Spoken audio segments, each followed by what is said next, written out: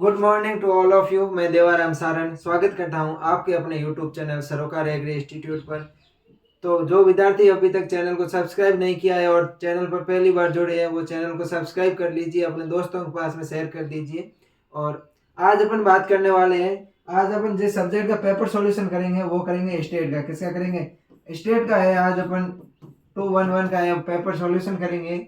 Statistical methods जो अपने subject है उसका पेपर सॉल्यूशन करेंगे। पिछले 4 से 5 साल के जितने भी परीक्षा के अंदर क्वेश्चन आए हैं उन क्वेश्चनों का यहाँ पर सॉल्यूशन करेंगे। ये राजस्थान के चाहे कोई भी यूनिवर्सिटी हो, अगर कोई भी इस यूनिवर्सिटी का स्टूडेंट है इसको देखता है इन पेपर सॉल्यूशन को, तो उनके यूनिवर्सिटी में चाहे जो परीक्षा का पैटर्न है, पेपर का पैटर्न है, वो चाहे अलग हो, लेकिन अगर अपन 4 से 5 साल का जब पेपर सॉल्यूशन करते हैं तो लगभग है पूरी सब्जेक्ट है उसमें कवर हो जाती है।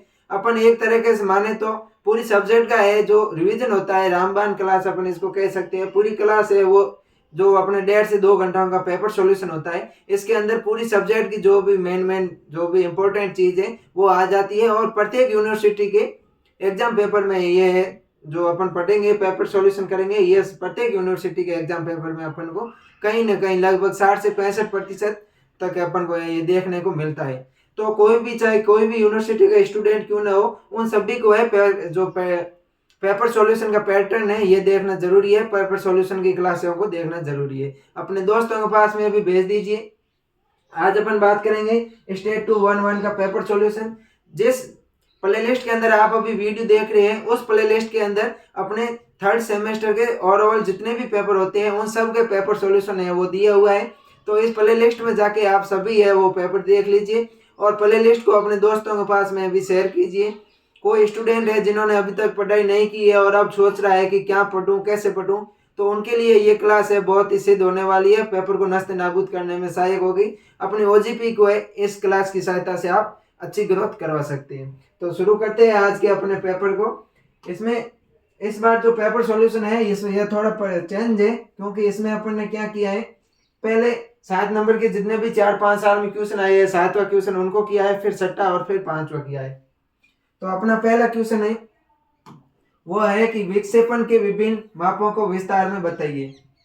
जो डेरिवेशन होता है, विक्षेपण होता है, उसके विभिन्न मापों को अपन को विस्तार से बताना है इस लगभग 2 से 3 पेपर के अंदर।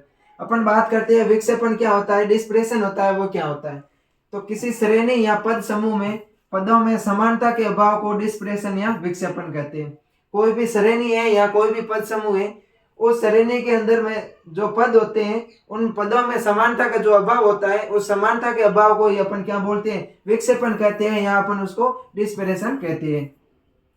दूसरा है कि पदों के मानों या उनके लक्षणों से भिन्नता के परिणाम को विक्षेपण कहते हैं। जो कोई भी पद है अपने सारणी है उन पद के जो भी मान है उन मानों या उनके लक्षण है, जो पद के उन लक्षणों में भिन्नता होती है, उन भिन्नता का जो अपन को रिजल्ट प्राप्त होता है, जो अपन को परिणाम प्राप्त होता है, उस परिणाम या रिजल्ट को ही क्या बोलते हैं, विक्षेपण बोलते हैं या डिस्परेशन के नाम से अपन जानते हैं। विक्षेपण द्वारा हमको ये पता चलता है कि श्रेणी के पदों में आपस में कितनी भिन्नता है। जो श्रेणी है उस श्रेणी के अंदर कोई भी मान लो श्रेणी है, चाहे व्यक्तिगत श्रेणी हो चाहे दूसरी हो कंटिन्यूस श्रेणी हो, उस श्रेणी के जो भी पद है उन पदों के बीच में कितनी भिन्नता है, कितना असमानता है, उस असमानता का पता लगाने को क्या बोलते हैं, अपन विक्षेपण बोलते हैं। विक्षेपण के माध्यम से ही अपन को उसमें जो समानता है या समानता का अभाव है या फिर असमानता है उसका अपन पता लगा सकते हैं।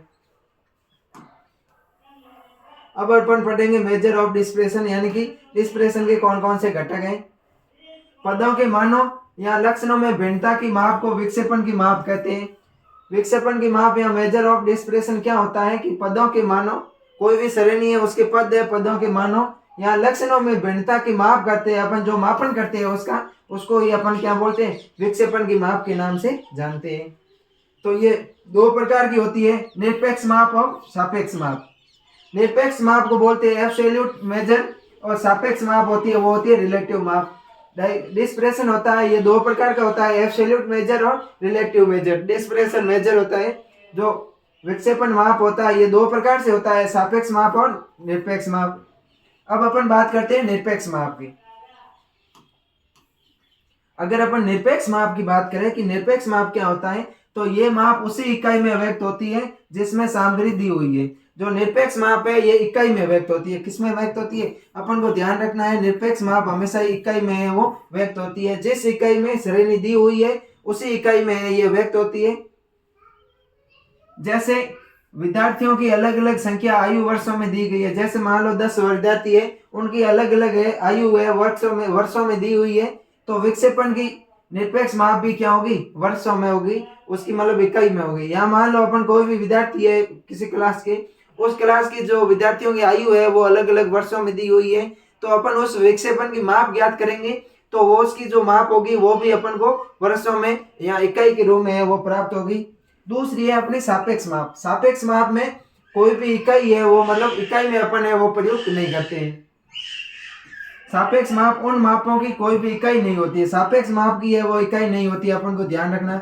न्यू टाइप में क्वेश्चन आ सकता है कि किसकी है वो इकाई होती है, किस माप की इकाई नहीं होती है, तो निरपेक्ष की इकाई होती है और सापेक्ष की है वो इकाई नहीं होती है, अपन को ध्यान रखना है। ये किन्हीं दो राशियों के अनुपात होता है। जो सापेक्ष माप होता है ये कोई भी दो राशियों का अनुपात होता है, जबकि निरपेक्ष माप होता है वो एक राशि का अनुपात, एक राशि के माप होता है। ये विक्षेपण की निरपेक्ष माप को किसी मानक संख्या में भाग देने पर प्राप्त किया जाता है। जो विक्षेपण की निरपेक्ष माप है उस निरपेक्ष माप को किसी भी अपन मानक संख्या से अगर भाग देंगे तो अपन को सापेक्ष माप है वो प्राप्त हो जाएगा।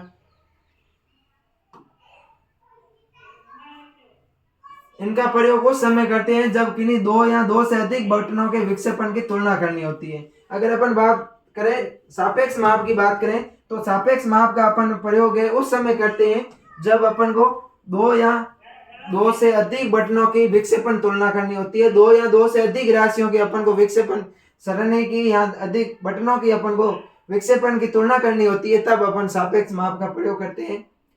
विक्षेपण के अच्छे माप में वही गुण होने चाहिए जो अच्छे माध्य में होते हैं। जो माध्य होता है, मीन होता है, अभी अपन देखेंगे बाद में, जो मीन के गुण होते हैं वही है अपन के विक्षेपण के गुण होने चाहिए।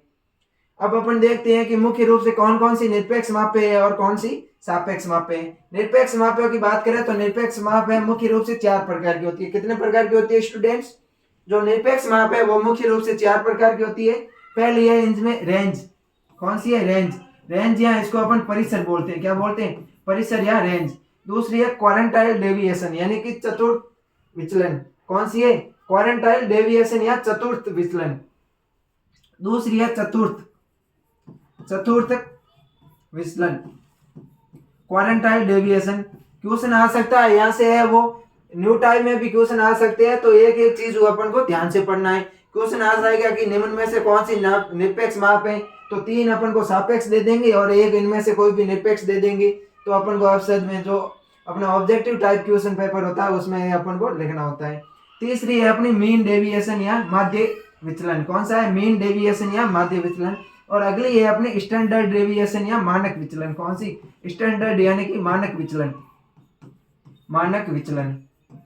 तो ये अपने निरपेक्ष माप है जो डेविएशन की, उस निरपेक्ष माप है ये 4 प्रकार की होती है। रेंज या परिसर, क्वारंटाइल डेविएशन, मीन डेविएशन और स्टैंडर्ड डेविएशन। अब अपन बात करते हैं सापेक्ष माप की। तो सापेक्ष माप भी है ये 4 होती है। कितनी होती है? 4 होती है। निरपेक्ष माप भी 4 होती है और सापेक्ष माप भी 4 होती है। अगर सापेक्ष माप की अपन बात करें तो coefficients of range, coefficients of quartile deviation, coefficients of mean deviation, coefficients of variation, ये होती है 4 प्रकार की।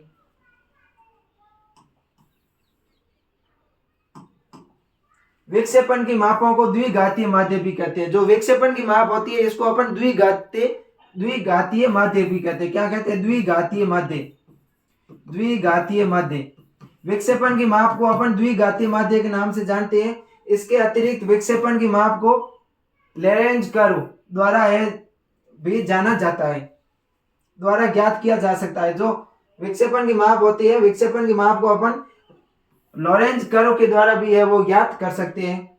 अगले अब अपन बात करेंगे एक एक के बारे में। अपन ने जो पीछे 4 सापेक्ष और 4 निरपेक्ष मापें पढ़ी थी, तो इनकी है अपन गुण और इनके अवगुण की है वो बात करेंगे। पहले अपन बात करेंगे निरपेक्ष माप, और निरपेक्ष माप में पहला अपन पढ़ेंगे रेंज।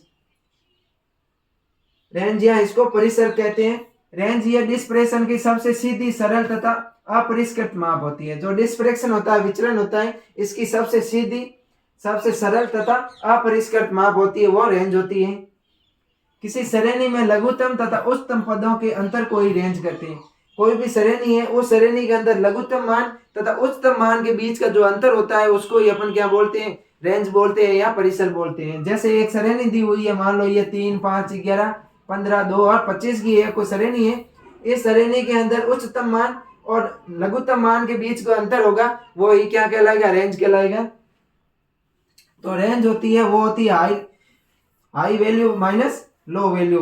हाई वैल्यू है यहाँ पर 25 और लो वैल्यू है यहाँ पर 2, तो जो अपना रेंज आएगा वो आएगा 23, यानी 23 है वो रेंज आएगी।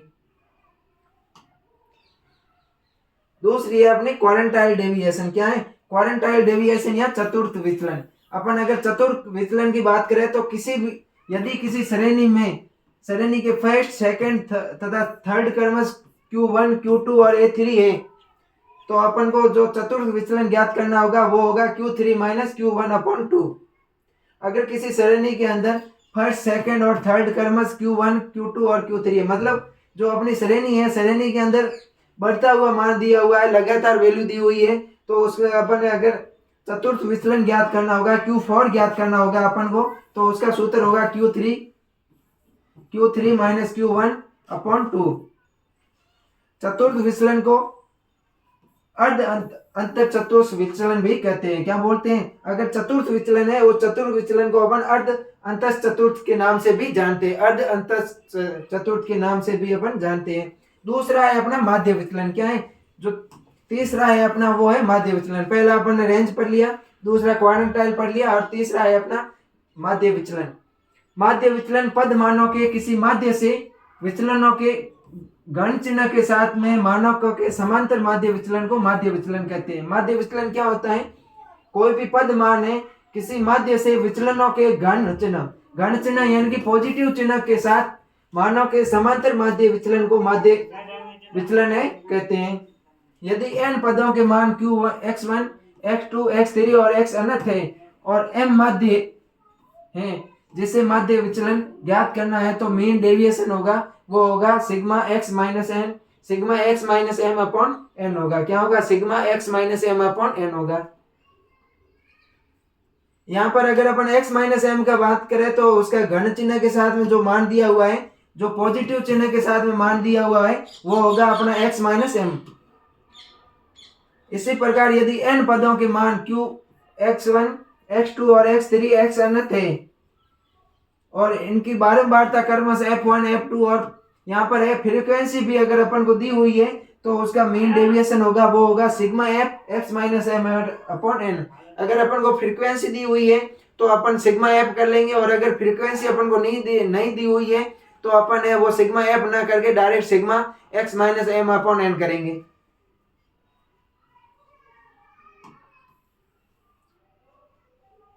अगर अपन कोएफिशिएंट मीन डेविएशन की बात करें तो mean deviation upon m mean, median और मोड होगा। मीन ये माध्य का और बहुलक, इनको मान रखेंगे अपन। अगला है अपना स्टैंडर्ड डेविएशन या मानक विचलन। अगर अपन स्टैंडर्ड डेविएशन या मानक विचलन की बात करें तो किसी श्रेणी के अलग अलग पदों का उसके समांतर माध्य से विचलनों के वर्ग के समांतर माध्य को वर्गमूल के मानक विचलन कहते हैं। मानक विचलन क्या होता है, किसी भी श्रेणी के अलग अलग पदों का उसका समांतर माध्य करेंगे, समांतर माध्य से विचलनों के वर्ग का समांतर माध्य के बाद में विचलनों के वर्ग का समांतर माध्य करेंगे और फिर उसका वर्गमूल करेंगे, तो अपन को जो विचलन मानक प्राप्त होगा उसको अपन क्या बोलेंगे, मानक विचलन है कहते हैं। वर्गमूल होता है वो हमेशा कैसा होना चाहिए, वर्गमूल का पॉजिटिव चिन्ह है वो होना चाहिए। जो पॉजिटिव चिन्ह वाले अंक होते हैं उसी को ही है वर्गमूल में अपन लिया जाते हैं या लेते हैं। स्टैंडर्ड डेविएशन को ग्रीक लैंग्वेज में सिग्मा के नाम से प्रदर्शित करते हैं। जो स्टैंडर्ड डेविएशन होता है, स्टैंडर्ड डेविएशन को ग्रीक में अपन सिग्मा के नाम से है वो प्रेजेंट करते हैं, सिग्मा। स्टैंडर्ड डेविएशन होता है वो वर्गमूल होता है सिग्मा x माइनस m का होल स्क्वायर अपॉन n होता है। इसका क्या करते हैं अपन, वर्गमूल करते हैं। तो जो स्टैंडर्ड डेविएशन होगा यहाँ सिग्मा होगा, जो इसका फॉर्मूला होगा वर्गमूल sigma x upon x minus m का होल स्क्वायर अपॉन एन होगा। यहाँ इसको अपन है sigma x square upon n कह सकते हैं। स्टैंडर्ड डेविएशन के वर्ग को प्रसारण वेरिएशन भी कहते हैं। स्टैंडर्ड डेविएशन को अपन क्या बोलते हैं, वर्ग की प्रसारण वेरिएशन के नाम से भी अपन को इसको जानते हैं। अगला है कोएफिशिएंट्स ऑफ रेंज। अब वो अपने सापेक्ष हो गया, अब अपने चार है वो निरपेक्ष पढ़ते हैं। तो इसमें पहला आता है कोएफिशिएंट्स ऑफ रेंज यानी परिसर गुणांक। क्या आता है, अपन ने पहले वो चार पढ़ ली, अब अपन अगली चार है वो पढ़ रहे हैं। अगर इनकी बात करें तो इसमें पहला आता है वो आता है कोएफिशिएंट्स ऑफ रेंज यानी परिसर गुणांक। यदि किसी श्रेणी के मध्यम पद का मान h है तथा लघुत्तम पद का मान l है। अगर कोई भी श्रेणी है, श्रेणी के जो उच्चतम पद है उसका मान h है तथा लघुत्तम पद का मान l है, तो कोएफिशिएंट्स ऑफ रेंज होगा वो h माइनस एल तथा h प्लस एल होगा। अगर कोई भी श्रेणी है, उस श्रेणी के उच्चतम पद का मान h है और लघुत्तम पद का मान l है, तो कोएफिशिएंट्स ऑफ रेंज होगी वो होगी h minus L upon h plus L होगा। अकॉर्डिंग टू लास्ट एग्जाम्पल, अगर वो अपने पिछले अपन ने एग्जाम्पल किया था उसकी बात करें तो इसमें उच्चतम पद 25 था और निम्नतम पद 2 था। तो 25 माइनस 2 करेंगे तो आ जाएगी अपने रेंज 23, और रेंज के अंदर h प्लस एल करेंगे तो 23 में 27 से भाग देंगे तो अपने कोएफिशिएंट्स ऑफ रेंज आएगी वो आएगी 0.85। ये एक एग्जांपल से है, मैंने आपको समझाने की कोशिश की है। यदि दो अलग अलग इकाइयों में दूरी दी गई श्रेणियों के विक्षेपणों की तुलना करनी है तो परिसर गुणांक को ही उपयोग में लाते हैं, परिसर को नहीं। अगर कोई भी दो अलग अलग इकाइयां हैं, उस इकाइयों के बीच की दूरी को अपन को श्रेणी के माध्यम से ज्ञात करना है, उस विक्षेपणों की तुलना करनी है, तो उस समय अपन है कोएफिशिएंट्स ऑफ रेंज का प्रयोग करेंगे, रेंज का प्रयोग नहीं करेंगे। अगला है coefficients of quartile deviation. Coefficients of quartile deviation चतुर्थ गुणांक। यह चतुर्थ के संगत विक्षेपण की सापेक्ष माप है। जो कोएफिशिएंट्स ऑफ क्वारंटाइल डेविएशन है, ये क्वारंटाइल के संगत विक्षेपण की है वो सापेक्ष माप है, इसकी कोई इकाई नहीं होती है। जो कोएफिशिएंट्स ऑफ क्वारंटाइल डेविएशन है इसकी कोई इकाई नहीं होती। अपन ने पहले ही बात कर चुके हैं कि सापेक्ष की कोई इकाई नहीं होती है, और ये दो या दो से अधिक श्रेणियों की विक्षेपण तुलना करने के लिए उपयोग में लाई जाती है। जो कोएफिशिएंट्स ऑफ क्वारंटाइल डेविएशन है, ये दो या दो से अधिक श्रेणियों के विक्षेपणों की तुलना करने के लिए प्रयोग में लाई जाती है। कोएफिशिएंट्स ऑफ क्वारंटाइल डेविएशन की बात करें तो इसका सूत्र वही होगा Q3 minus Q1 upon Q3 plus Q1। Coefficients of mean deviation, अगली अपनी तीसरी है वो है कोएफिशिएंट्स ऑफ मीन डेविएशन। दो श्रेणियों के विक्षेपण की तुलना करने में काम आती है। इसका सूत्र होता है वो सिग्मा अपॉन एम होता है। क्या होता है, अगर अपन कोएफिशिएंट्स ऑफ मीन डेविएशन के सूत्र की बात करें तो इसका सूत्र होता है वो होता है सिग्मा अपॉन एन, यानी कि मानक विचलन अपॉन समांतर विचलन। मानक विचलन अपन ने पढ़ा था पहले, इसको ग्रीक में सिग्मा बोलते हैं, और समांतर माध्य का मतलब इसको अपन रिप्रेजेंट करते हैं वो स्मॉल एम से करते हैं। तो मानक विचलन में अगर समांतर माध्य का भाग दे देंगे तो अपन को कोएफिशिएंट्स ऑफ मीन डेविएशन प्राप्त हो जाएगा। अगला अपना चौथा है वो है कोएफिशिएंट्स ऑफ वेरिएशन। क्या है, कोएफिशिएंट्स ऑफ वेरिएशन। अगर अपन कोएफिशिएंट्स ऑफ वेरिएशन की बात करें तो इसका सूत्र है sigma upon m into 100। Coefficients of variation की बात करें अगर अपन तो इसका फॉर्मूला है वो है सिग्मा अपॉन एम इंटू 100। तो ये अपने है वो आठों जो अलग अलग जो 8 विधियां थी वो है हो गई है। अब इनके अपन गुण और अवगुणों की है वो बात कर लेते हैं। अगला अपन बात करेंगे वो करेंगे विक्षेपणों की जो 8 माप है उनके क्या क्या गुण है और इनके क्या क्या दोष है या अवगुण है, उनकी अगर अपन बात करें विक्षेपण की माप के गुण और दोष यानी कि गुण और अवगुण। पहला बात करेंगे अपन रेंज की, परिसर की बात करेंगे। किसकी बात करेंगे, पहले अपन है जो पहली माप है परिसर, उसकी बात करते हैं कि इसके क्या क्या गुण है और इसके क्या क्या दोष है या इसके क्या क्या अवगुण है। अगर अपन गुणों की बात करें, मैट्रिक्स की बात करें तो रेंज की परिभाषा दृढ़ है, इसकी गणना है वो सरल है तथा इसका भाव आसानी से समझ में आ जाता है।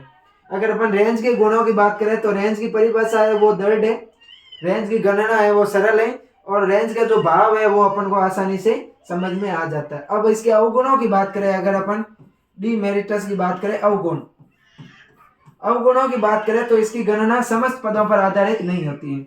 जो अपने रेंज है, रेंज की गणना है वो समस्त पदों पर आधारित नहीं होती है। रेंज की गणना सिर्फ हाई पद व लो पद होते हैं, जो उच्चतम मान और जो निम्नतम मान होते हैं उन्हीं पर निर्भर होती है, बीच के पदों पर निर्भर नहीं होती है।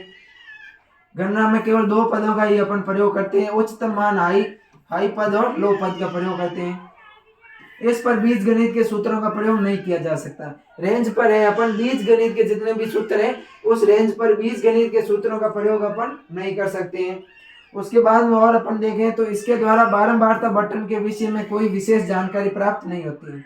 जो बारंबारता बटन होता है उसके बारे में अपन को रेंज से कोई भी विशेष जानकारी प्राप्त नहीं होती है। अब अपन बात करते हैं सेकंड के, रेंज के गुण और अवगुण देख लिए। अब अपन देखते हैं क्वारंटाइल डेविएशन के गुण और अवगुण। अगर अपन क्वारंटाइल डेविएशन के गुणों की बात करें तो इसकी परिभाषा है वो दर डे, इसकी गणना है वो सरल है और इस पर चर मानों को कम प्रभाव पड़ता है। अगर अपन क्वारंटाइल डेविएशन की बात करें तो क्वारंटाइल डेविएशन की परिभाषा है वो दर डे, इसकी गणना है वो सरल है तथा इस पर चर मानों का प्रभाव है वो कम पड़ता है। तो ये तो हो गए इसके गुण। उसके बाद में अपन इसके अवगुणों की बात करें कि क्वारंटाइल डेविएशन है, इसके मुख्य रूप से कौन कौन से अवगुण हैं। अवगुणों की बात करें, डीमेरिटस की बात करें तो इसकी गणना समस्त पदों पर आधारित नहीं है। जो क्वारंटाइल डेविएशन है इसकी भी गणना है वो समस्त पदों पर आधारित नहीं है। बीज गणित के सूत्रों का प्रयोग नहीं किया जाता है, इसमें अपन बीज गणित के सूत्रों का प्रयोग नहीं करते हैं। बारंबारता बटन के विषय में मान प्राप्त नहीं होता है। इसके द्वारा केवल Q1 तथा Q3 के मध्य जाने वाले 50% पदों का विक्षेपण मान ज्ञात होता है। इसके द्वारा है अपन केवल Q1 तथा Q3 के मध्य जाने वाले 50% पदों के विक्षेपण का मान ही ज्ञात होता है। अब अपन देखते हैं मीन डेविएशन, जो अपनी तीसरी माप है मीन डेविएशन। इस मीन डेविएशन को देखते हैं और पता करते हैं कि इसके क्या क्या गुण है और क्या क्या अवगुण है। अगर अपन गुणों की बात करें तो परिभाषा स्पष्ट व दृढ़ है, सबके अंदर लिखना है परिभाषा स्पष्ट व दृढ़ है। गणना सरल है, गणना है वो समझ में आ जाती है, समस्त गणना है वो समझ में आ जाती है। भाव आसानी से समझ में आ जाता है, चरम मानों से कम प्रभावित होता है। ये अपने मीन डेविएशन के गुण हो गए। अब अपन मीन डेविएशन के अवगुणों की बात करें, अगला है अपना स्टैंडर्ड डेविएशन। स्टैंडर्ड डेविएशन की बात करें तो इसकी परिभाषा दृढ़ है, समस्त पदों पर आधारित है, बीजगणित सूत्रों का प्रयोग किया जा सकता है। इसके अवगुणों की बात करें, स्टैंडर्ड डेविएशन के अवगुण, तो इसकी गणना कठिन है, इसका भाव आसानी से समझ में नहीं आता है और यह चरम मानों से अधिक प्रभावित रहता है। जो स्टैंडर्ड डेविएशन होता है इसके अवगुणों की बात करें तो इसकी गणना होती है वो कठिन होती है, इसका भाव है अपन को आसानी से समझ में नहीं आता है और ये चरम मानों पर से है अधिक है वो प्रभावित रहता है।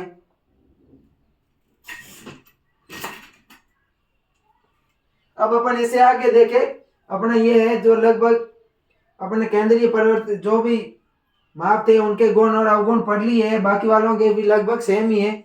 अब अपन देखते हैं अगला क्वेश्चन 7वें का दूसरा। तो अपना अगला क्वेश्चन है केंद्रीय परिवर्ती की विभिन्न मापों को विस्तार में बताइए। जो केंद्रीय परिवर्ती होती है, सेंट्रल टेंडेंसी होती है, इस सेंट्रल टेंडेंसी के मेजर को अपन को बताना है। पहले तो अपन देखते हैं केंद्रीय परिवर्ती की परिभाषा देखते हैं। केंद्रीय परिवर्ती के माप से अभिप्राय उस बिंदु से है जिसके आसपास अन्य बिंदुओं का जमा होने की प्रवृत्ति पाई जाती है। अगर अपन सेंट्रल टेंडेंसी की बात करें तो सेंट्रल टेंडेंसी की माप से अभिप्राय उस बिंदु से है जिस बिंदु के आसपास अन्य बिंदु का है जो जमा होने की प्रवृत्ति है वो अधिकतम पाई जाती है और ये हमें वितरण के बारे में समग्र रूप से जानकारी देता है। सेंट्रल टेंडेंसी है ये अपन को वितरण के बारे में जो समग्र रूप से है वो जानकारी देता है।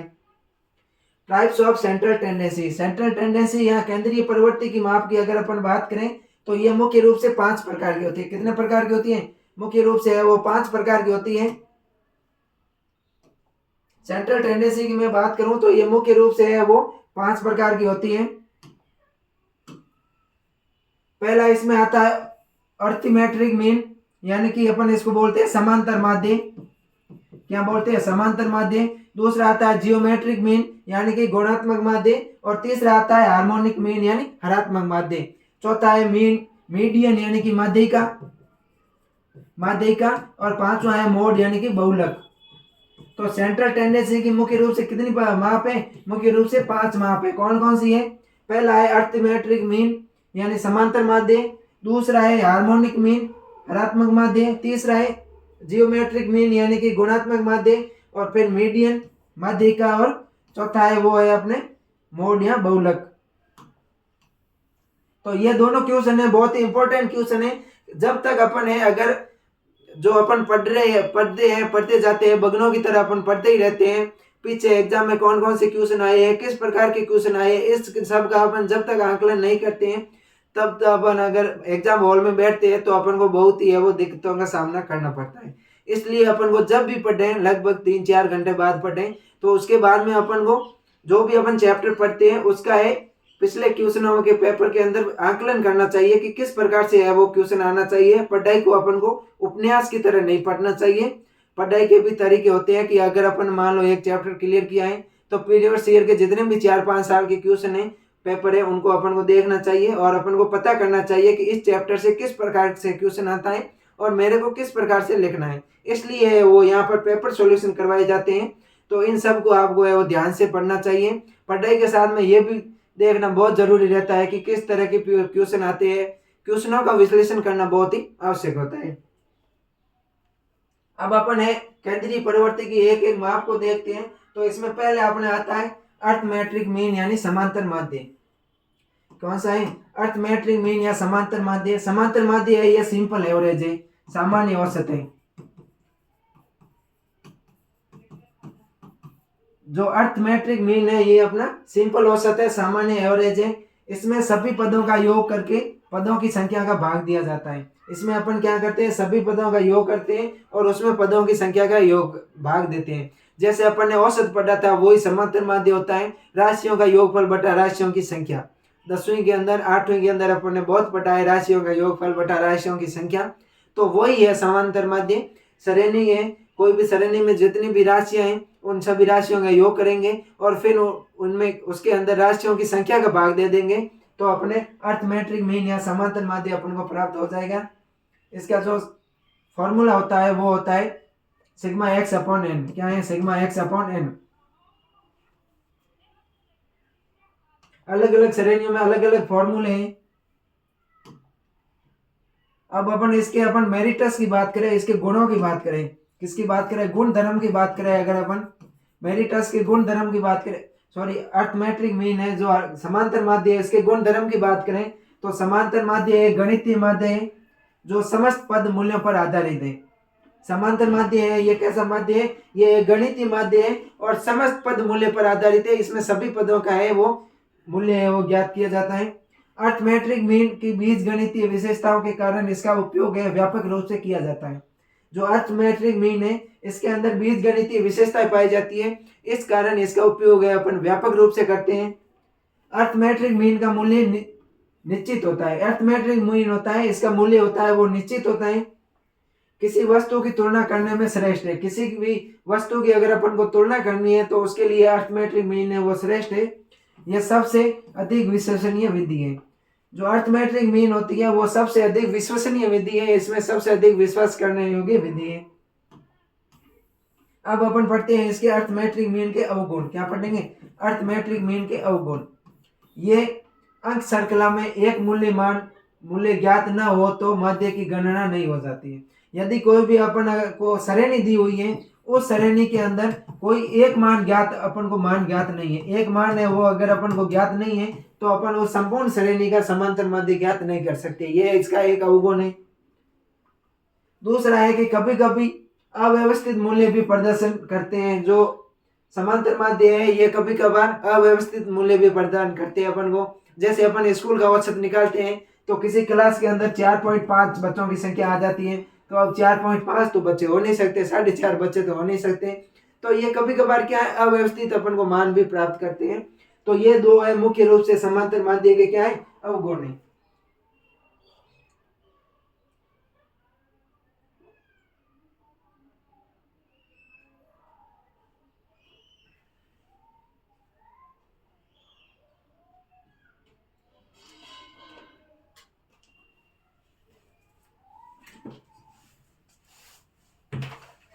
अपन दूसरा पढ़ते हैं, वो पढ़ते हैं जियोमेट्रिक मीन, यानी कि गुणात्मक माध्य पढ़ते हैं। क्या पढ़ते हैं अपन?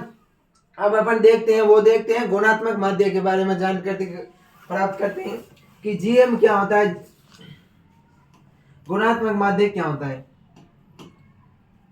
किसी समक्ष श्रेणी के सभी मूल्यों के गुणनफल का वर्गमूल होता है। कोई भी श्रेणी है, उस श्रेणी के सभी मूल्यों के गुणनफल का जो वर्गमूल होता है वही क्या होता है, जीएम होता है, या जियोमेट्रिक मीन होता है, या इसको अपन गुणात्मक माध्य कहते हैं। जैसे 4 व 2 कोई संरचना है या कोई श्रेणी है, उसके अंदर 2 ही पद है, सिर्फ 4 और 2, तो दोनों के गुणनफल का वर्गमूल होगा, वो ही क्या होगा, जीएम होगा। वैसे ही कोई श्रेणी दी हुई है, उन सभी श्रेणी का अपन गुणनफल करेंगे और गुणनफल का जो वर्गमूल प्राप्त होगा वही क्या होगा, अपना जीएम होगा, जियोमेट्रिक मीन होगा। जैसे फॉर्मूला होता है इसका जियोमेट्री का, ये होता है AL log x upon n होता है। क्या होता है? AL log x upon n होता है। इसके लिए अपन को log x ज्ञात करना जरूरी है, तो log का मान अपन को ज्ञात होना जरूरी है। अगला अपना मीन है, वो है हार्मोनिक मीन या हरात्मक माध्य। क्या है? हरात्मक माध्य या हार्मोनिक मीन। हरात्मक माध्य की मैं बात करूं, HM की मैं अगर बात करूं, तो HM किसी श्रेणी के विभिन्न पदों के व्युत्क्रम के समांतर माध्य का व्युत्क्रम होता है। कोई भी श्रेणी है, उस श्रेणी के विभिन्न पद है, उसका व्युत्क्रम श्रेणी के व्युत्क्रम के समांतर माध्य का व्युत्क्रम होता है। कोई भी श्रेणी है, मान लो N1, N2, N3, इस श्रेणी का अपन व्युत्क्रम करेंगे। इस श्रेणी के व्युत्क्रम करने से जो अपन को श्रेणी प्राप्त होगी, उस श्रेणी का समांतर माध्यम का जो व्युत्क्रम होगा वही क्या होगा, हरात्मक माध्य होगा। तो अपन को यह चीजों को ध्यान से पढ़ना है कि एक बार पढ़ने से अपन कोई भी, आप अगर एक बार चीज पढ़ रहे हो, उस चीज को आप याद नहीं कर सकते हो। जब तक अपन दोबारा उस चीज को नहीं देखते हैं, बार बार उस चीज को नहीं देखते हैं, तब तक अपन को वो चीज समझ में नहीं आती है। उसी प्रकार अगर ये स्टेट है, वैसे बहुत ही सरल सब्जेक्ट है, इतनी हार्ड नहीं है, लेकिन अगर अपन इसको बार बार पढ़ेंगे, बार बार क्लासों को देखेंगे, तो अपन को स्टेट है वो समझ में आ जाएगी। तो इन क्लासों को आपको बार बार देखना, आपको जरूर में समझ में आएगी। और अगर आपको नोट्स वगैरह चाहिए तो आप वो मैसेज कर देना मुझे पर्सनल, या फिर सरोकार के जो चैनल है, टेलीग्राम चैनल है वहां पर है, और व्हाट्सएप ग्रुप है उनके अंदर है, व्हाट्सएप चैनल के अंदर है, नोट्स पहले से सेंड कर रखे हैं। फिर भी अगर किसी तक नोट्स नहीं पहुंचते हैं तो आप इन नंबरों पे कॉल करके मैसेज कर देना व्हाट्सएप पर कि नोट्स चाहिए मुझे, तो मैं आपको नोट्स सेंड कर दूंगा। अब अपन बात करते हैं मीडियन या माध्यिका। अगर मैं माध्यिका की बात करूं, तो माध्यिका से हमें माध्य का मान प्राप्त होता है। माध्यिका से हमें किसका मान प्राप्त होता है? किसी भी श्रेणी के मध्य का मान प्राप्त होता है। इससे आंकड़ों को आरोही व अवरोही क्रम में लगाकर है जो मध्य का मान ज्ञात किया जाता है। माध्यिका या मीडियन में अपन क्या करते हैं, जो भी अपने आंकड़े होते हैं उन आंकड़ों को अवरोही मान या आरोही मान में रखेंगे, उसके बाद में उसके मध्य का मान अपन ज्ञात कर सकते हैं। मीडियन को सेकंड क्वार्टाइल भी कहते हैं। क्या कहते हैं? सेकंड क्वार्टाइल भी कहते हैं। अगर अपने पास इंडिविजुअल श्रेणी है तो उसका मीडियन ज्ञात करना है, तो इसका सूत्र है n+1/2। यहाँ है n/2। अगर अपने पास समांतर जो श्रेणी है वो इंडिविजुअल है, व्यक्तिगत श्रेणी है, और उसमें सम संख्या है, तो उसके मीडियन ज्ञात करने का फॉर्मूला होगा, वो होगा n/2। सम संख्या के लिए अपन का फॉर्मूला होगा n/2, और विषम है अगर अपने पास, तो विषम के लिए फॉर्मूला होगा 1+n/2। उसके बाद में मैं बात करूं, और अगर मेरे पास कंटिन्यूस सीरीज है, अगर कंटिन्यूस सीरीज का जो फॉर्मूला होगा वो होगा L+n/2 CF/F/I होगा। अगला है अपना मोड। मोड की बात करें तो मोड को फ्रेंच भाषा में लेमोट से, मोड शब्द है वो फ्रेंच भाषा के शब्द लेमोट से बना है। किससे बना है? लेमोट से बना है। और अगर मैं मोड की बात करूं, जो मान बार बार है वो प्रकट होता है, बार बार या बहुत बार आता है, जिसकी आवृत्ति अधिक बार होती है, उससे अपन क्या कहते हैं? मोड कहते हैं। जो मान अपन को बार बार प्राप्त होते हैं उस मान को अपन क्या बोलते हैं? मोड। उस मान को अपन है वो मोड बोलते हैं या बहुलक बोलते हैं। इसका फॉर्मूला है L1+F1-F0/2F1-F0-F2 अगला है अपना, ये है सातवें, जो इसके अपन ने गुण और अवगुणों की बात कर ली है। अब अपना है सातवें का तीसरा क्वेश्चन। इसमें है काई वर्ग परीक्षण की शर्तों एवं गुणों के बारे में लिखिए। काई वर्ग के बारे में अपन को बताना है, या इसको अपन एक्स स्क्वायर भी कहते हैं, या अपन को इसको हिंदी में बात करें तो काई वर्ग बोलते हैं। तो इसमें काई वर्ग एक्स स्क्वायर कोई भी आता है तो उसके अपन को शर्तों के बारे में बताना है और इसके गुणों के बारे में बताना है।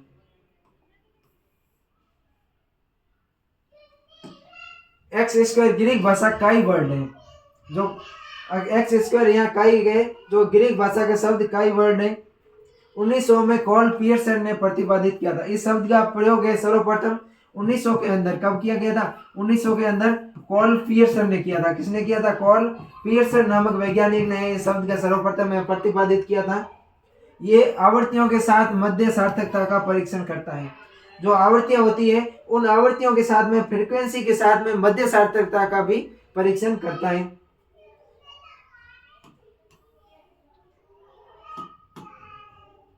Accepted frequency and observed frequency के बीच में अंतर के लिए प्रयोग में करते हैं। जो ऑब्जर्व्ड फ्रीक्वेंसी और एक्सेप्टेड फ्रीक्वेंसी होती है उनके बीच में अंतर के लिए इसका प्रयोग किया जाता है। इसके फॉर्मूले की बात करें अगर अपन तो एन स्क्वायर का फॉर्मूला होगा वो होगा sigma observed frequency minus accepted frequency का स्क्वायर अपॉन सिग्मा होगा।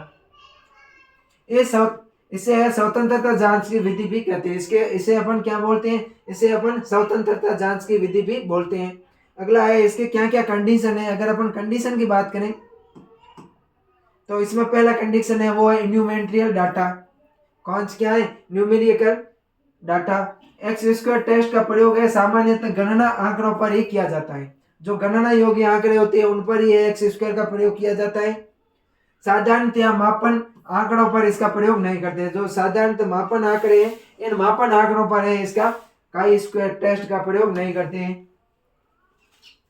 दूसरी कंडीशन है वो है एक्सेप्टेड रेशन। क्या है? Accepted ration. गणना आंकड़ों के विभिन्न वर्गों में जिस अनुपात की जो एक्सेप्टेड रेशियो है गणना आंकड़ों के विभिन्न वर्गों की जिस अनुपात की एक्सेप्टेशन की जाती है वो अनुपात ज्ञात होना चाहिए। तीसरा है नंबर ऑफ ऑब्जर्वेशन। तीसरी कंडीशन क्या है? Number of observation. X square test के लिए अंक के प्रत्येक वर्ग में कम से कम 50 ऑब्जर्वेशन होने चाहिए। जो अपन एक्स स्क्वायर टेस्ट या काई टेस्ट करते हैं इसके लिए अंक के प्रत्येक वर्ग में कम से कम है 50 ऑब्जर्वेशन है वो अपन को होने चाहिए। यदि किसी वर्ग में परीक्षणों की संख्या 50 से कम होती है तो एक्स स्क्वायर टेस्ट से प्राप्त निष्कर्ष भी पूरी तरह से विश्वसनीय नहीं होते हैं। यदि कोई भी एक्स स्क्वायर टेस्ट है उसके अंदर अगर परीक्षणों की संख्या 50 से कम होती है तो अपन ने एक्स स्क्वायर टेस्ट से प्राप्त निष्कर्ष भी पूरी तरह से विश्वसनीय नहीं होते हैं। आंकड़ों में कुछ परीक्षणों की संख्या जितनी अधिक होगी प्राप्त निष्कर्ष ही उतने अधिक विश्वसनीय होंगे। अगला है डाटा। एक्स स्क्वायर टेस्ट का उपयोग सीधे ही आंकड़े किया जाता है। एक्स स्क्वायर टेस्ट का उपयोग है सीधे आंकड़ों पर ही किया जाता है। इनका उपयोग अनुपात प्रतिशत आवृत्तियों पर नहीं किया जाता है। अब है प्रॉपर्टीज ऑफ एक्स स्क्वायर यानी कि एक्स स्क्वायर या काई वर्ग है। इस काई वर्ग के क्या क्या गुण धर्म है। अगर अपन गुण धर्म की बात करें तो पहला गुण धर्म है the value of x square will be always positive. जो एक्स स्क्वायर की या फिर अपन इसको काई वर्ग बोलते हैं इसकी जो वैल्यू होगा इसका मान होगा वो हमेशा ही धनात्मक होगा, वो हमेशा ही पॉजिटिव होगा। एक्स स्क्वायर का मान होता है वो सदैव धनात्मक होता है। First range form of Anant 0 to अनंत होती है। जो इसका मान होता है वो 0 से अनंत तक होता है। किस क्या तक? 0 से अनंत तक है इसका मान होता है। एक्स स्क्वायर योगात्मक गुण का वहन करता है। एक्स स्क्वायर होता है ये किसका वहन करता है? योगात्मक गुण का है वो वहन करता है।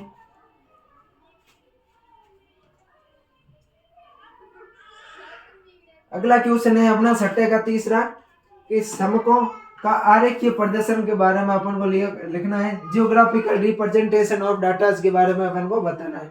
जो भी अपन समक है समक को अपन आरेख के अंदर किस रूप से प्रदर्शित कर सकते हैं उसके बारे में अपन को बताना है। जियोग्राफिकल रिप्रेजेंटेशन ऑफ डाटाज के बारे में अपन को बताना है। तो अब अपन बात करते हैं जियोग्राफिकल रिप्रेजेंट ऑफ डाटाज के बारे में। जब प्राप्त डाटा को बिंदुओं व रेखाओं के द्वारा ग्राफ पेपर पर प्रेजेंट किया जाता है तो उसे जियोग्राफिकल रिप्रेजेंट ऑफ डाटा कहा जाता है।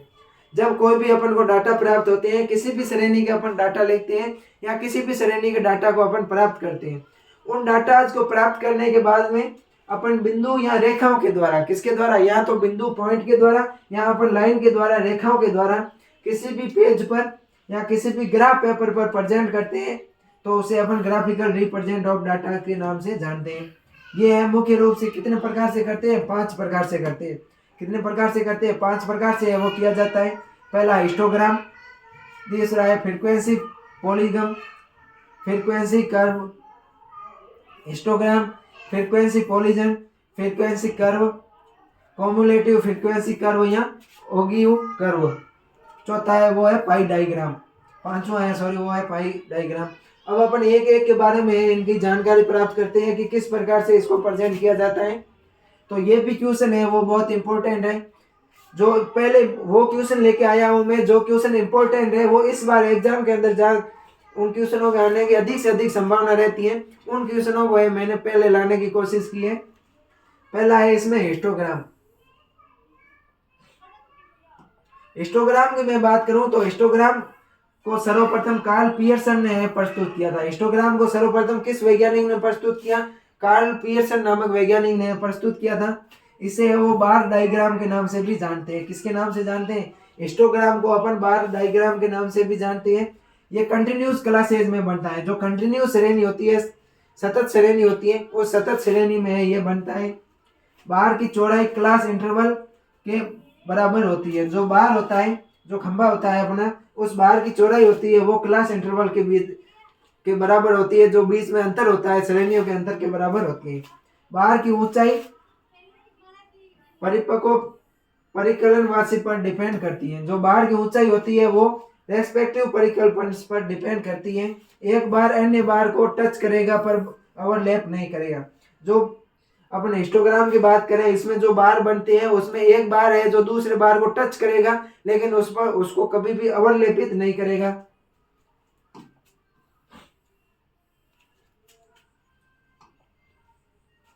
अब एग्जांपल्स के यहाँ पर आप समझिए कि किस प्रकार से हिस्टोग्राम अपने बनता है। ये अपने कोई भी एक क्लास इंटरवल है और ये है उसकी फ्रीक्वेंसी, तो इसका अपन हिस्टोग्राम बनाएंगे। वो किस प्रकार से बनाएंगे, इस प्रकार से बनाएंगे। एग्जाम के अंदर भी है, आप इस प्रकार से हिस्टोग्राम बना के आना, इस प्रकार की आप श्रेणी है वो बना के आना, एग्जामिनर है आपको अच्छे नंबर देंगे। दूसरा है वो है फ्रीक्वेंसी पॉलीगन। क्या है, फ्रीक्वेंसी पॉलीगन। हिस्टोग्राम की ऊपरी भुजाओं की मुख्य बिंदुओं को आपस में स्ट्रेंथ लाइन के द्वारा मिलाने से जो पॉलीजन प्राप्त होता है उसको फ्रीक्वेंसी पॉलीजन कहते हैं। जो फ्रीक्वेंसी पॉलीजन की मैं बात करूं तो हिस्टोग्राम के ऊपरी भुजाओं के मुख्य बिंदुओं को आपस में स्ट्रेंथ लाइन के द्वारा मिलाने से, जो हिस्टोग्राम है, इस हिस्टोग्राम की ऊपरी भुजाओं को अगर अपन मुख्य लाइन को आपस में स्ट्रेंथ लाइन के द्वारा मिला देते हैं तो जो पॉलीजन प्राप्त होता है उसको अपन क्या बोलते हैं, फ्रीक्वेंसी पॉलीजन बोलते हैं। यहाँ पर मैं आपको समझाने की बात करूँ, ये हिस्टोग्राम है, इसकी जो मुख्य लाइन को अपन इसकी अपन मुख्य लाइन को ऐसे मिला देते हैं स्ट्रेंथ लाइन के अंदर, तो अपन को ऐसे अपन इनको मिला देते हैं। इस प्रकार से अपन इनको मिलाते हैं तो अपन को जो प्राप्त होता है वो ही होता है फ्रीक्वेंसी पॉलीजन।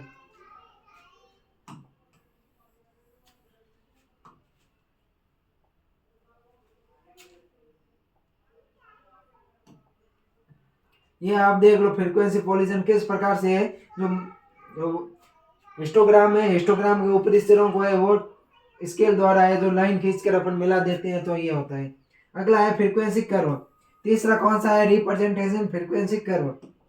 फ्रीक्वेंसी कर्व में स्केल का उपयोग नहीं होता है, इसमें हाथ के द्वारा है वो मिला देते हैं। जब अगर अपन स्केल का उपयोग नहीं करते, ऐसे टेढ़ी मेढ़ी रेखाओं से वो मिलाते हैं तो उसको अपन बोलते हैं फ्रीक्वेंसी कर्व, बारंबारता वक्र। अगला है कॉम्युलेटिव फ्रीक्वेंसी कर्व। अगला कौन सा है, कॉम्युलेटिव फ्रीक्वेंसी कर्व। अगर मैं कॉम्युलेटिव फ्रीक्वेंसी कर्व की बात करूं, कॉम्युलेटिव फ्रीक्वेंसी कर्व यहाँ जिसको अपन है ओगिव कर्व के नाम से भी जानते हैं, इसकी मैं बात करूं तो इसे बनाने के लिए वर्गों की उच्च सीमाओं को भुजा और संचयी बारंबारता को कोटि मानकर बिंदुओं को अंकित करते हैं। इसको करने के लिए अपन क्या करते हैं कि जो वर्गों की उच्च सीमा होती है उसको तो अपन भुज मानेंगे, और जो संचयी बारंबारता है उसको अपन कोटि मानेंगे, और कोटि मानकर बिंदुओं को इंकित करते हैं और प्राप्त बिंदुओं को इंकित करते हैं। प्राप्त बिंदुओं को अपन फ्री हैंड कर्व के द्वारा है खींच कर मिला देते हैं, जिसको अपन क्या बोलते हैं, CFC बोलते हैं, कॉम्युलेटिव फ्रीक्वेंसी कर्व बोलते हैं। इसमें अपन क्या करेंगे, हिस्टोग्राम नहीं बनाएंगे, सीधे ही है इसको ऐसे बिंदु लगाकर इन बिंदुओं को आपस में अपन बिना किसी स्केल से आपस में मिला देंगे, तो इसको अपन क्या बोलेंगे, कॉम्युलेटिव फ्रीक्वेंसी हिस्टोग्राम बोलेंगे, CFH बोलेंगे। अगला अपना पांचवा आता है, वो आता है पाई डायग्राम। पाई डायग्राम में क्या होता है कि इसको वृत्त के अंदर प्रतिशत के रूप में व्यक्त करते हैं अपन, कोई भी वृत्त है इसके अंदर प्रतिशत के रूप में अपन इसको व्यक्त करते हैं। जैसे अगर अपन मर्दा की बात करें, मर्दा अवयव की बात करें, तो मर्दा अवयव में क्या होता है, 50% ठोस पदार्थ होता है और 50% रत्नावकाश होता है। तो अपन इसको है, अगर मैं आपको यहाँ पर मर्दा अवयव की है बनाकर बताऊं, तो ये कोई भी अपना वर्त है, इसके अंदर अगर अपन मर्दा अवयव की बात करें तो 50% ठोस पदार्थ और 50% रंध्रावकाश, ये हो गया ठोस पदार्थ। इसको है मैं ठोस पदार्थ की मैं अगर अपन बात करूं तो ठोस पदार्थ को है मैं अलग पेन से है वो, ये है मर्दा का ठोस पदार्थ जो मैं अभी भाग बना रहा हूं, ये मर्दा का कौन सा है, ठोस पदार्थ है, ये है 50% ठोस पदार्थ। और जो ये मैं बना रहा हूं ये है मर्दा का 50% रंध्रावकाश। अब इस ठोस पदार्थ के अंदर भी 25% जल होता है। इस रंध्रावकाश के अंदर, रंध्रावकाश में भी क्या होता है, वायु होते हैं। तो इस प्रकार से इनको अलग अलग कर्व के अंदर अपन वर्त बनाकर अलग अलग प्रेजेंट करते हैं। यहाँ पर भी अपन देख लो कि जो किसी किसान की जो उपज है वो दी हुई है, गेहूं की उपज है वो पैडी की है, 13 क्विंटल उपज प्राप्त हुई है। इसको है वो ऐसे बिंदु वेट को है इस प्रकार से प्रेजेंट करते हैं, ग्राउंड नट को ऐसे, मेज को ऐसे और पैडी को ऐसे। तो इस प्रकार से अलग अलग सिंबल के द्वारा अपन वर्त के अंदर है जब प्रतिशत के रूप में प्रदर्शित करते हैं तो इसको अपन पाई डायग्राम कहते हैं। अब देखते हैं अपन अगला क्वेश्चन, छठे का दूसरा, कि सार्थकता परीक्षण को समझाइए। अपन को किसको बताना है, सार्थकता परीक्षण होता है उसको बताना है कि सार्थकता परीक्षण क्या होता है। दो प्रतिदर्शों के माध्यमों की तुलना टी परीक्षण से करने की विधि को भी अपन को बताना है। अब अपन बात करें सार्थकता परीक्षण की डेफिनेशन की बात करें तो सैंपल के आधार पर किसी सांख्यिकी परिकल्पना की सार्थकता अथवा असत्यता की जांच की जाती है। सांख्यिकी विधियों को सार्थकता परीक्षण कहते हैं। सार्थकता परीक्षण की मैं अगर बात करूं कि सार्थकता परीक्षण होता है वो क्या होता है, तो कोई भी सैंपल है अपने पास, कोई भी सैंपल है, उस सैंपल के आधार पर किसी सांख्यिकी परिकल्पना की सत्यता अथवा असत्यता की जांच अपन जिन विधियों के माध्यम से करते हैं उनको क्या बोलते हैं, सार्थकता परीक्षण बोलते हैं। क्या है कि किसी भी सैंपल के आधार पर किसी भी सांख्यिकी परिकल्पना की सत्यता अथवा असत्यता की जांच में अपन जिन विधियों का प्रयोग करते हैं उसको अपन बोलते हैं सार्थकता परीक्षण। और एक डेफिनेशन और बताऊं मैं आपको, और दूसरी डेफिनेशन बताऊं तो वे विधियां जिनके द्वारा शून्य परिकल्पना का स्वीकार व अस्वीकार करना तय किया जाता है। वे विधियां जिनके द्वारा शून्य परिकल्पना का स्वीकार करना या अस्वीकार करना तय किया जाता है उन्हें अपन सार्थकता परीक्षण कहते हैं। To test the significance of the difference between the mean of two independent samples, ये भी क्या है अपने देख लो। जो टू टेस्ट है उसकी है सिग्निफिकेंस को किस प्रकार से करते हैं उसको भी अपन देखते हैं। इसे फिशर टी टेस्ट भी कहते हैं। इसके माध्यम से अपन ये जांच करते हैं कि क्या दोनों प्रतिदर्श माध्यमों का अंतर सार्थक है अथवा केवल सैंपलिंग का कारण है। परीक्षण की विधियों की बात करें कि कौन कौन सी है परीक्षण की विधियां हैं, तो विधियों की बात करें तो पहला है इसमें नल एंथोसिस, समग्रों के माध्य संचार। दूसरा है एल्मेटिव हाइपोसिस, समग्रों के माध्य समान नहीं होना। तीसरा है परीक्षण प्रतिदर्श जिसमें पॉजिटिव होता है। चौथा है डिग्री फ्रीडम जिसमें x1 + x2 होता है, -2 होता है। फिर जो पांचवा है वो है रिजल्ट। रिजल्ट की मैं बात करूं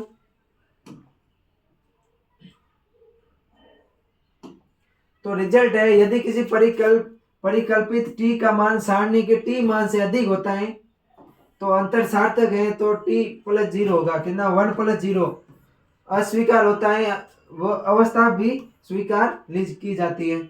यदि किसी परिकल्प में t का मान है वो पॉजिटिव के मान से अधिक आता है और अंतर सार्थक होता है तथा 1+0 अस्वीकार होता है तो इस अवस्था में स्वीकार कर ली जाती है।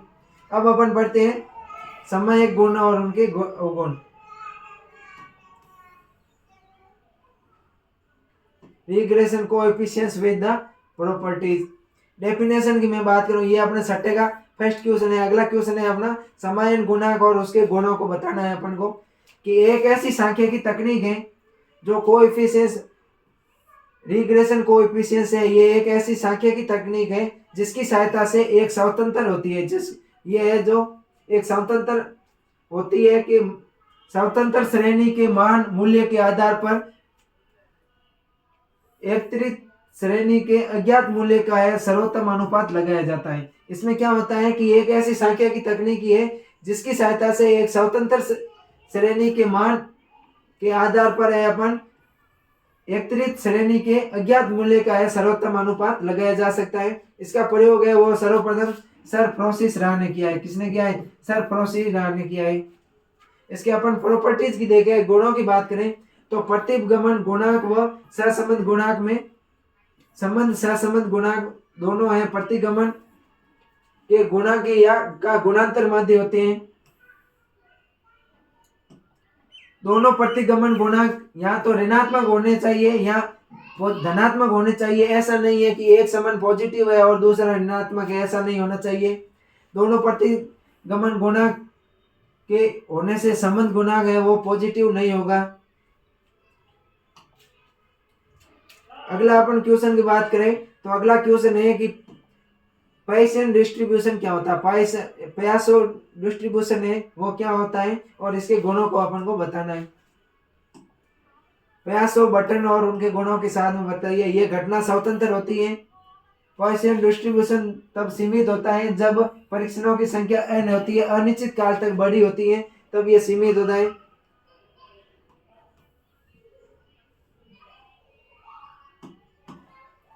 मीन होता है वो वेरिएंस अल्फा डेल्टा होता है और जो डेल्टा होता है वो परिमित होता है। यहाँ पर डेल्टा कांस्टेंट होता है। स्टैंडर्ड डेविएशन सदैव मीन यू के समकक्ष होता है, इक्वल होता है।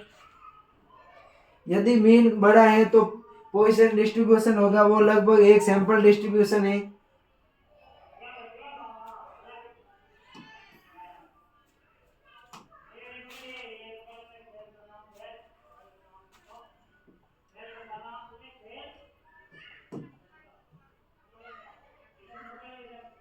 ये 2021-22 में क्वेश्चन आया हुआ है कि सार्थकता परीक्षण से आप क्या समझते हैं। क्या सार्थकता परीक्षण से आप क्या समझते हैं और प्रतिदर्शकों की तुलना में जेड परीक्षण और टी परीक्षण से करने की विधि लिखिए। प्रतिदर्श होते हैं, सैंपल होते हैं, उसकी तुलना जेड परीक्षण और टी परीक्षण से करने की विधि लिखिए। सार्थकता परीक्षण की मैं बात करूं तो सैंपल के आधार पर किसी सांख्यिकी परिकल्पना की सत्यता अथवा असत्यता की जांच की जो सांख्यिकी विधियों को सार्थकता परीक्षण कहते हैं। सैंपल के आधार पर अपन किसी की सांख्यिकी परिकल्पना की सत्यता अथवा असत्यता की जांच की जो सांख्यिकी विधियां होती है उसको अपन सार्थकता परीक्षण के नाम से जानते हैं। यहाँ वे विधियां जिनके द्वारा शून्य परिकल्पना का स्वीकार व अस्वीकार करना तय किया जाता है उसे सार्थकता परीक्षण कहते हैं। अब है अपना T test.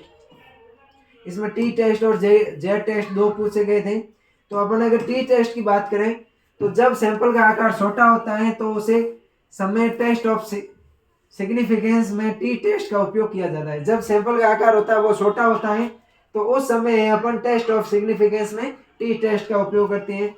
Small sample distribution theory में विलियम एशोट योगदान महत्वपूर्ण है। अगर अपन स्मॉल सैंपल डिस्ट्रीब्यूशन थ्योरी की बात करें तो इसमें विलियम एकर्ड योगदान महत्वपूर्ण है जिन्होंने स्टूडेंट ऑफ नाम से टी डिस्ट्रीब्यूशन का थ्योरेटिकल डिस्ट्रीब्यूशन प्रदान किया था। टी डिस्ट्रीब्यूशन को थ्योरेटिकल डिस्ट्रीब्यूशन प्रदान किया था। मान लो अगर x1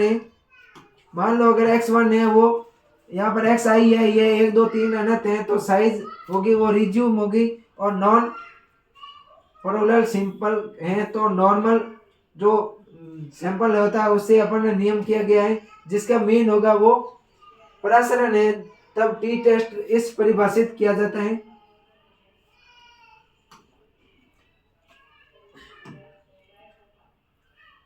टी टेस्ट की वैल्यू ज्ञात करने के लिए सैंपल मीन में अपन को पॉपुलेशन मीन को घटा दिया जाता है। क्या करते हैं, टी टेस्ट की वैल्यू अपन को ज्ञात करनी होती है, तब सैंपल मीन में से पॉपुलेशन मीन को है वो घटा दिया जाता है, तथा अंतर होता है, अंतर को सैंपल के स्टैंडर्ड मीन से विभाजित किया जाता है। अपन को जब टी टेस्ट की वैल्यू ज्ञात करनी होती है तो टी टेस्ट की वैल्यू ज्ञात करने के लिए सैंपल मीन में से